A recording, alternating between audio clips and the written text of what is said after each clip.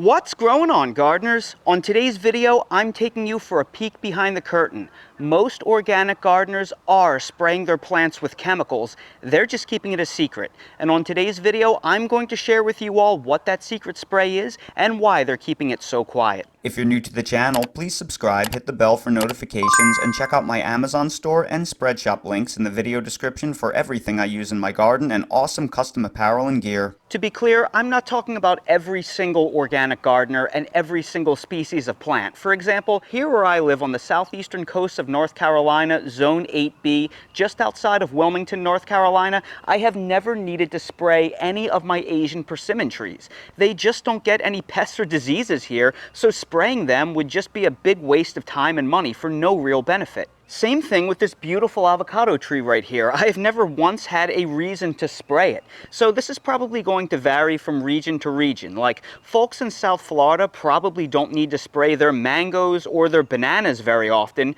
Gardeners in New Jersey probably never really need to spray their blueberries. Part of organic gardening is finding out what grows well in your area with as little maintenance as possible to minimize the work we have to put into keeping our plants healthy. But if you want to grow a wide variety of familiar, beloved fruit trees growing in your yard, you're going to eventually have to spray something. For example, apples, peaches, and plums simply cannot be grown successfully in most of the United States without spraying. And I don't want to hear some anecdote about someone's grandpa that once grew an apple tree without ever spraying it. The apples we grow today are very different from the ones a century ago, which are closer to crab apples. Compare today's Honeycrisp apple with an old-time Arkansas black apple. Which do you want to eat? Besides, the use of copper-based sprays date all the way back to the 1800s. We have been doing this for a long time. Anecdotes are only useful when they represent the typical case, not the rare exception. Here is the uncensored, ugly truth. If you are watching gardeners showcase their fruit trees here in the United States, especially in the East and the South, and their peaches aren't covered with leaf curl and their apples aren't covered with rust and blight, it is because they are spraying them with some kind of chemicals. You cannot grow these trees in most places and get a good harvest off of them without doing so. Believe me, I've tried. I planted my apple trees 3 years ago. Last year was year 2, and I did not spray any of them because I thought I'm not expecting a harvest out of them yet, so I don't really care about spraying to preserve the fruit. Guess what happened? All 3 of my trees got fire blight. This sundowner tree got it the worst, and I had to hack off a bunch of limbs just to save the tree. You can still see all the scars from the damage it left. I decided not to spray, and all of my trees could have died as a result. They literally can't even live here without some type of spraying routine, and I don't even live that far south. So if you see gardeners growing beautiful apples, peaches, cherries, plums, nectarines, pears, and the like, they are almost certainly spraying their fruit trees. What are they using? Well, probably this, liquid copper. It's also possible they are spraying their trees with sulfur. They may be even using them both and alternating sprays, but this is the most likely chemical that they are using. Why liquid copper? Well, a liquid copper spraying routine is one of the best low-risk ways to prevent things like fire blight, various rusts, peach leaf curl, bacterial spot, and more, and keep your fruit clean so you can actually harvest it. So what gives? Why are organic gardeners keeping this so close to the vest? I'll tell you why. Because of the organic gardening community. Let me explain. I do not like the word organic because it is a completely meaningless term. Ask 100 people what organic means and you will get 100 different answers. The truth is, the word organic is defined by the government, so it is constantly shifting based on regulations that change over time. Companies that have deep pockets can pay for expensive inspections to get their products certified organic, which gives them the ability to charge higher prices for their product. Yet small companies that don't have a lot of money, that actually may make a superior product, may not be able to afford to get certified. So organic gardening has largely become a racket, and there is a lot of money to be made in the marketing. As a result, gardening is full of false narratives. I bet most of you have heard the myth that chemical fertilizers like Miracle-Gro poison your soil, kill the soil microbiome, and make the plants unsafe to eat.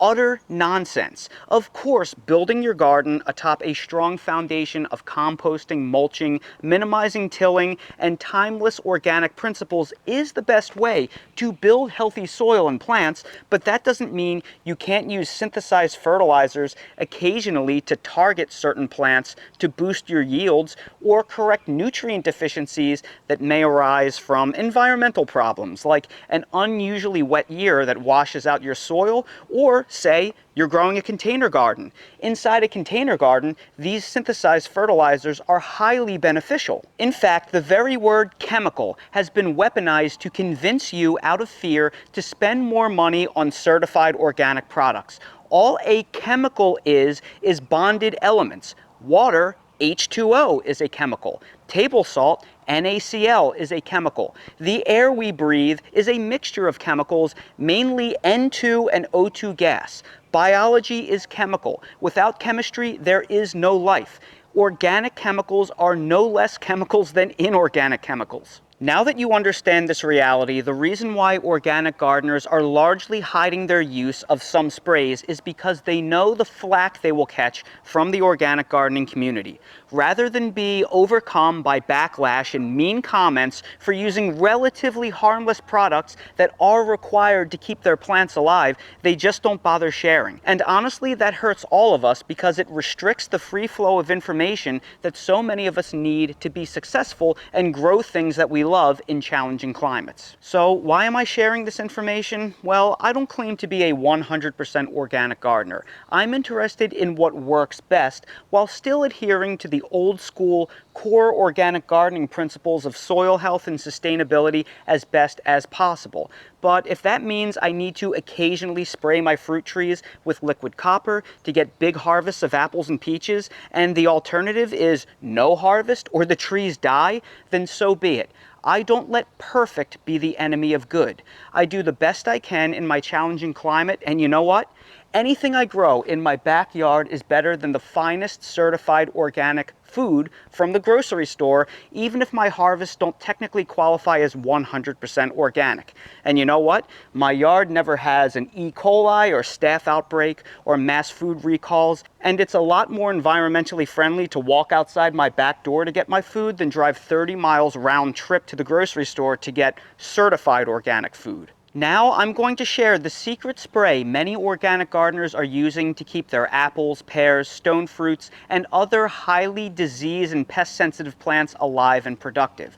I am going to be using this liquid copper product from Southern AG, which is technically not certified organic. You can source organic certified liquid copper if you wish. I will link to both items down below in the video description for your convenience. Please listen carefully. It is very important that you read the dosage instructions before mixing your spray because it may vary from product to product, manufacturer to manufacturer, and different application rates are recommended for different species of plants.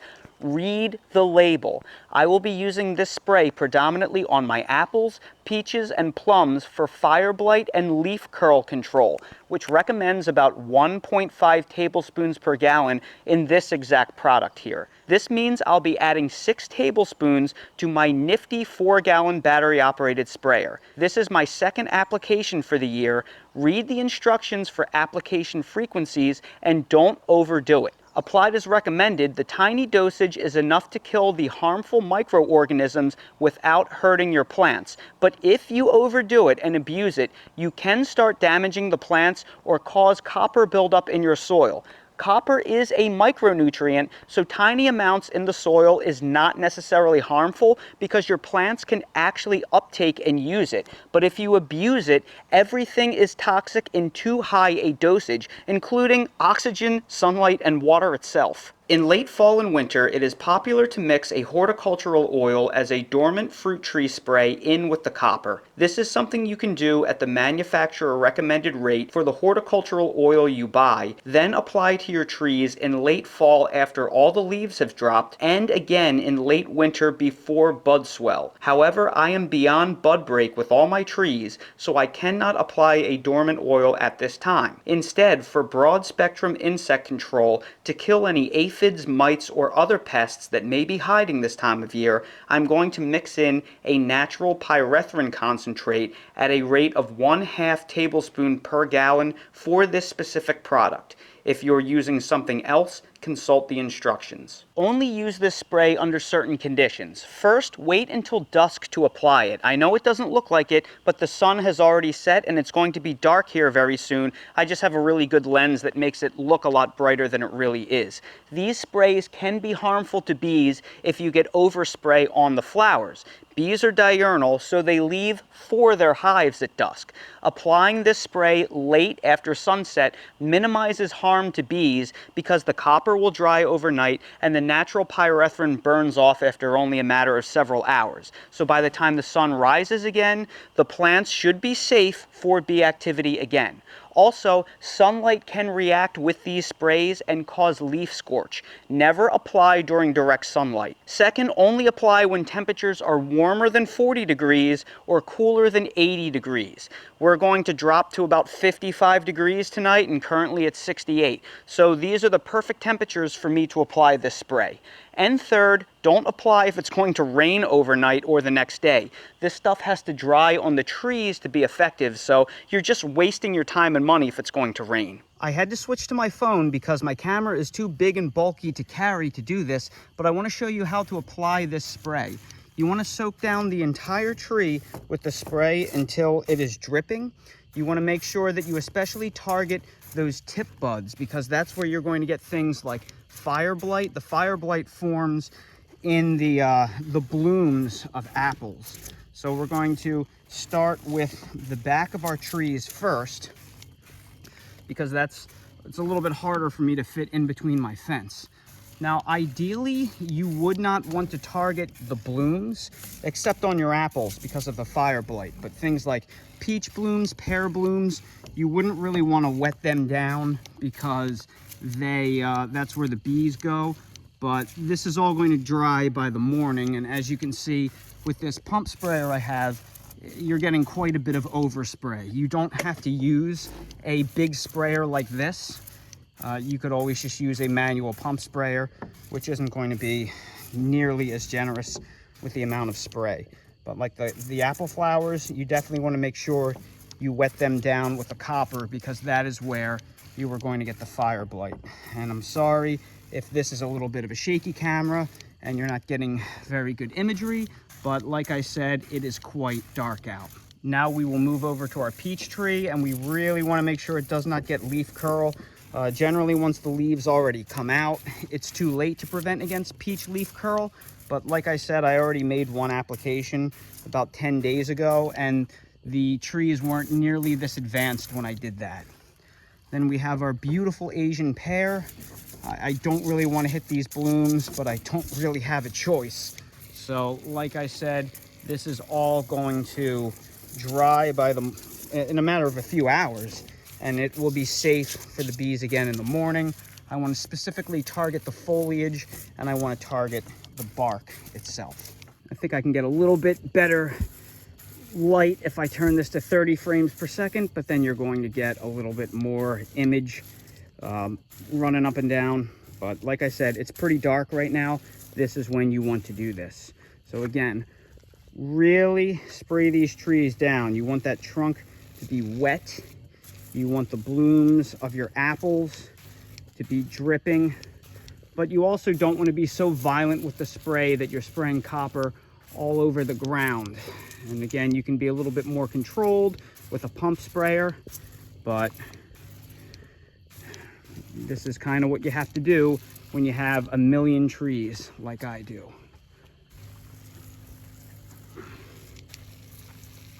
Wow, I'll tell you what, it was pretty difficult accurately spraying those trees while talking and holding a camera. So for you, try to be a little bit more accurate than I was in this video. I did the best I can trying to juggle these tasks, but since you'll only be focusing on one thing more than likely, try to minimize the amount of overspray, get as little of the spray on the ground as possible. And that right there is the secret fruit tree spray many organic gardeners are using. I really want to drive this point home. Organic gardening is not a contest in virtue.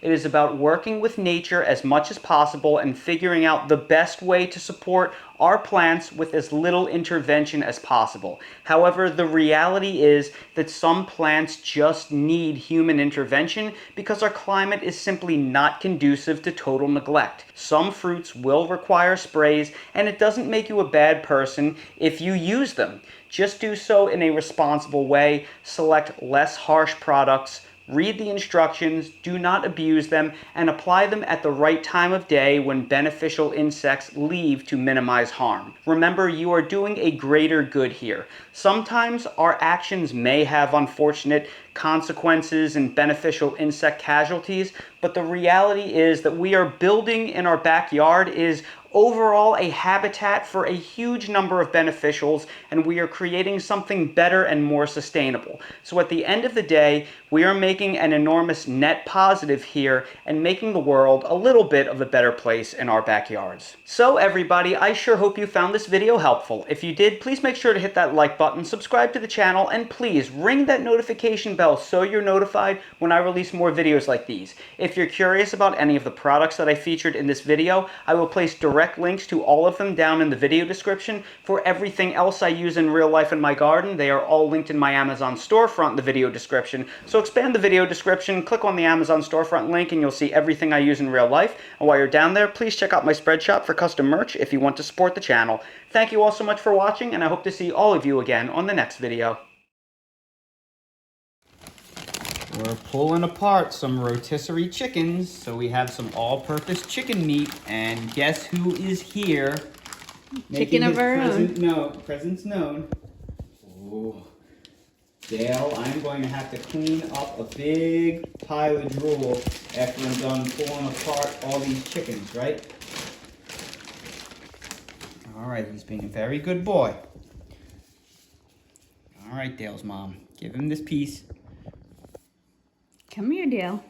Chicken for my turkey. Nom, nom, nom, nom, nom. Oh, what a nice sit. Gentle. Oh, Okay, that's as good as he can do, That was a good gentle. given the circumstances. Thanks, buddy. I'm glad I got 2 whole chickens because somebody's going to eat half of one, I think.